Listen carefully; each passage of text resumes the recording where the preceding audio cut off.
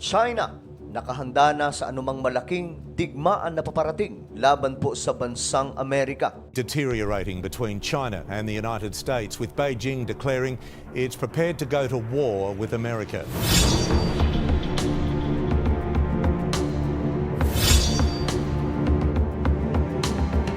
Ang digmaan ng dalawang higanting bansa na nangunguna pagdating po sa ekonomiya sa buong mundo ay nalalapit na nga ba? At maaaring anumang oras ay magsimula na.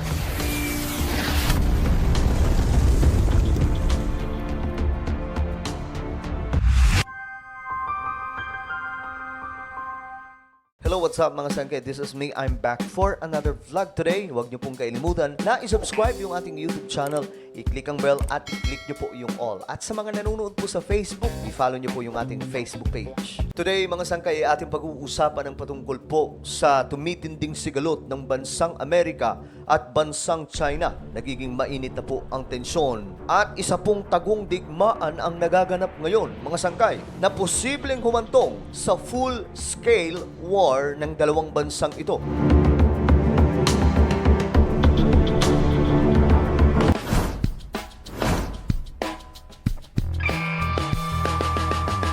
Ang mga digmaan na nagaganap sa ating mundo, mga sangkay, ay kabahagi po ng kung anumang mga propesiya na nakasulat sa Biblia. Klaro po na ipinapaliwanag sa atin ng salita ng Diyos na talagang sa mga oras na nalalapit na ang pagbabalik ng ating Panginoon, magaganap po muna mga sangkay ang mga sigalot ng mga bansa, awayan ng mga bansa, hindi pagkakasundo ng mga leaders.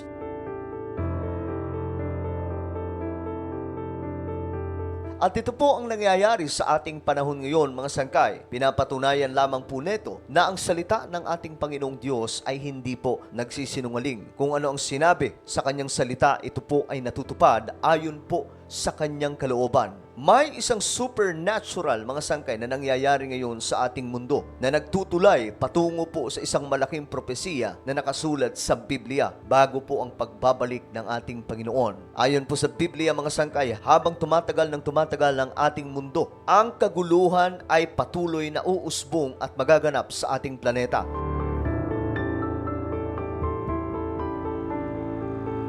At matagal na po ito nangyayari na ang ibig sabihin lamang mga sangkay, ang propesiya na nakasulat sa Biblia ay patuloy na natutupad magpahanggang ngayon. Ayon po sa mga Bible scholars, sa napakaraming mga propesiya na nakasulat sa Biblia, ang 80% sa mga propesiya na ito ay natupad na. At ang 20% na mga nakasulat na hula o propesiya mula po sa banal na aklat ay nagpapatuloy na natutupad hanggang po sa hinaharap. Kung titingnan po natin, maiksing bahagi na lamang po mga sangkay ng mga propesiya ang natitira. Madali na lamang pong mabanggit ito mga sangkay, kagaya na lamang po ng tinatawag na rapture, ang pinakamalaking event na magaganap sa mundo mga sangkay, na pagdagit sa mga mananampalataya.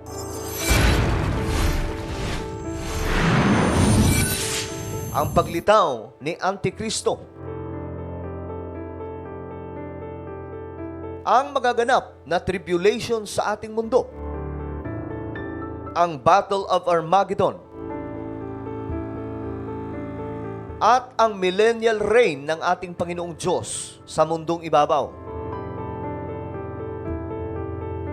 Ilan lamang po yan sa mga nakasulat sa Biblia na nalalapit na po mangyari mga sangkay, sapagkat kung titingnan po natin ang mga world events na nagaganap po sa panahon po natin ngayon, talagang nagsasabi po ito ng malinaw that He is coming very soon. Malapit na po talaga bumalik ang ating Panginoong Diyos. Kung kaya tayo mga mananampalataya, pagbutihin po natin at ayusin po natin ang ating paglilingkod sa ating Panginoon upang sa malaking event na paparating, kagaya po ng rapture o pagdagit sa church ng ating Panginoong Hesus, lahat po tayo ay makakasama. Isa sa mga propesiya sa Biblia mga sangkay ay ang pagputok ng mga malawakang digmaan, mga sigalot ng mga bansa na patuloy nagaganap ito mga sangkay. Naganap na po ang World War I, World War II, Vietnam War, Korean War, Cold War, at marami pa pong ibang mga digmaan mga sangkay. At eto na naman ang isa sa pinakadelikadong posibleng mangyayari mga sangkay, ang digmaan na panibago, ang digmaan ng China at bansang Amerika. Simula po mga sangkay nung maupo si Donald Trump Bagamat naging bukas po ito sa maraming mga malalaking mga bansa, maging ang mga kaaway ng bansang Amerika, naging bukas sa pakikipagkaibigan, ngunit hindi po nawala ang pagiging maangas ng leader na ito. Si Donald Trump, mga sangkay, ay nagpapataw ng mga taripa sa iba't ibang mga bansa, maging ang mga kakampi na ito. At isa po sa tinamaan, mga sangkay, ay ang bansang China, na agad naman nag-react ng hindi maganda ang gobyerno ng China. Ang digmaan na ito, mga sangkay, ay pasekretong nagaganap. Ang digmaan ng China at bansang Amerika, na kung tawagin ay trade war. Nagpapaligsahan at nag-iipitan po sila sa kanilang mga negosyo o kanilang mga produkto na inihahatid sa kanilang mga bansa. Nauna na pong ginawa ng bansang Amerika, nakunan po ng mataas na taripa sa mga produkto ng China na pumapasok sa bansang Amerika. At agad naman po ginantihan ito ng China, mga sangkay. Pinatawan din po ng mataas na taripa ang bansang Amerika. Ang mga produkto ng US na pumapasok sa China ay pinatawan ng mataas na taripa bilang paghihiganti sa ginawa ni President Donald Trump. Ito po ay kung tawagin trade war na nagaganap po ngayon, mga sangkay, sa dalawang mga higanting bansa pagdating po sa lakas at ekonomiya. At ngayon, mga sangkay, umuugong po ang posibleng mangyari anumang oras na full-scale war. Ito po ay ang paggamit na, mga sangkay, ng kanilang mga puwersa, kasundaluhan, hukbong sandatahan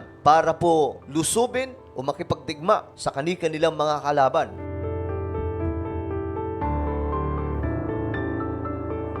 Ngunit hindi po nagpatinag dito ang China. At ayon po sa balita, China is ready for war with America. Tahasan po itong sinabi, mga sangkay, ng kanilang tagapagsalita. Na ayon po dito, mga sangkay, China has said it is ready for war with America as it raises defense spending and imposes retaliatory tariffs on US imports. So nabanggit po dito, mga sangkay, ang matitinding taripa na ginagawa po ng bansang Amerika laban po sa China. Ngayon, mga sangkay, lumalala po ang tensyon at hindi po natin alam kung saan hahantong ang digmaan nila pagdating sa kanilang mga produkto.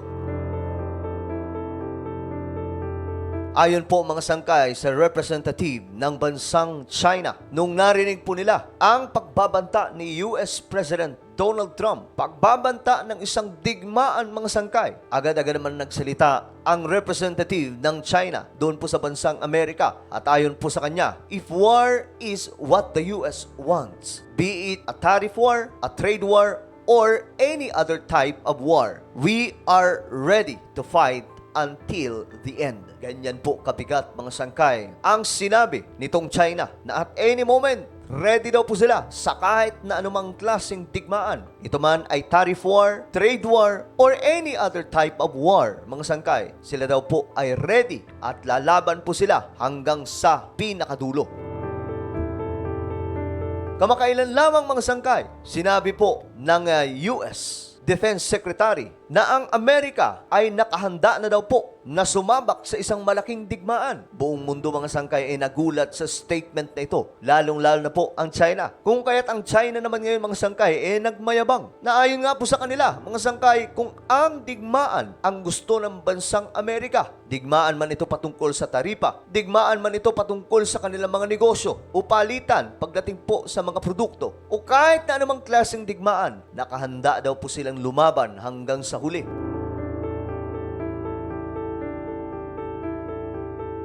Ang dalawang mga bansang ito, mga sangkay, ay nagpapaligsahan pagdating po sa kanilang ekonomiya. Ang China, mga sangkay, nasa momentum ng paglago ng kanilang ekonomiya. Samantalang ang bansang Amerika nais ipanatili ang kanilang kapangyarihan sa tuktok bilang isang nangunguna pagdating po sa ekonomiya sa buong mundo. Kung sakasakali, mga sangkay, na mangyayari ang digmaan ng dalawang bansang ito, magiging malaking gulo ito sa buong mundo dahil ang bansang Amerika, napakarami pong mga kakampi. Kasama na po dyan, mga sangkay, ang bansang Pilipinas na kung saan mayroon po tayong tinatawag na Mutual Defense Treaty sa US na ang ibig sabihin, obligado po ang mga Pilipinong sundalo na makisabak sa anumang klaseng digmaan kung sakaling mayroon pong aatake sa bansang Amerika. Ang China naman, mga sangkay, kilala ang mga kakampi nito, gaya po ng Russia, Iran, North Korea, at iba pang mga bansa. Sa madaling sabi mga sangkay, magkakaroon po ng mga kampihan ng mga bansa ito. Kagaya rin po nung nangyari ang World War II. Magiging delikado ito mga sangkay sapagkat mayroon po mga mabibigat na weapons. May mga advanced na technology at higit sa lahat, may nuclear. Imagine niyo na lang mga sangkay kung gaano kakatakot-takot ang mangyayari sa ating mundo kapag nangyari ang all-out war na ito. Hindi na po ito nakapagtataka mga sangkay sapagkat sinabi na nga po ito sa Biblia sa Matthew chapter 24 verse 6, "You will hear of wars and rumors of wars. But see to it that you are not alarmed." Makakarinig daw po kayo, mga sangkay, o tayong lahat, ng mga digmaan, mga ugong ng mga digmaan. Pero siguraduhin na hindi ka matatakot sa mga mangyayaring ito. Dahil ayon sa Biblia, such things must happen, but the end is still to come. Nation will rise against nation and kingdom against kingdom. At ito po ay nangyayari sa panahon po natin ngayon, mga sangkay. Mga bansa, magbabangayan laban po sa mga bansa din na kani-kanilang mga kalaban. Isa na po sa halimbawa dyan, mga sangkay, ay ang Pilipinas na nahaharap po ngayon sa isang matinding sigalot laban po sa China. Ito po ay bahagi ng propesiya na nagpapatunay lamang mga sangkay na ang salita ng Diyos ay talagang tunay at totoo at hindi po nagsisinungaling sa ating lahat. Itong mga nangyayaring sigalot sa ating mundo ngayon na maraming mga leader, maraming mga bansa, hindi na po nakapagtataka kung ikaw ay nagbabasa ng salita ng Diyos at alam mo kung ano ang mga propesiya na nakasulat sa Biblia. Dahil ito po ay matutupad po talaga bago bumalik ang ating Panginoong Jesus. Bago po maganap ang rapture. Kaya tayo na mga naglilingkod sa ating Panginoon, siguraduhin po natin na ang ating paglilingkod at relasyon sa ating Panginoon ay talagang mahigpit at malalim. Hindi po natin alam kung anong mangyayari sa bukas, pero alam po natin at nakasisigurado po tayo na kapag tayo ay nasa ating Panginoon, may kasiguraduhan po tayo. Ano po ang inyong opinion sa ating napag-usapan ngayon? Just comment down below. Huwag niyo pong kalilimutan na i-subscribe yung ating YouTube channel.